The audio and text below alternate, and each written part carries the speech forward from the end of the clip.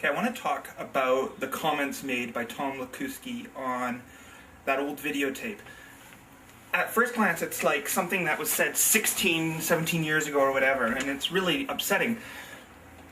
But he's apologized for it, and that's all well and good. And if this were an isolated incident by a fairly redeemable, credible individual or institution, you'd just be like, well, we've all said stupid shit in our past.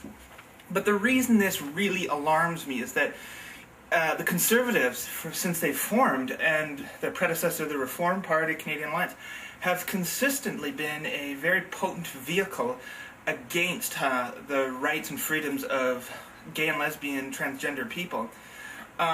Specifically in the last 2 years, I'm thinking of their, vehement stance against same-sex marriage, that's one, and more recently, and probably more deeply troubling, was their cancellation of the Court Challenges program, which allowed people and groups who were wanting to launch a charter challenge and fight homophobia. It allowed them to proceed with that, and that's no more. Now, the actions of the Conservatives over the last 5 years or whatever, and their predecessors, their actions, in my opinion, are homophobic as legislators and individuals. And when they come up and say things like this, like those dirty faggots or whatever, it really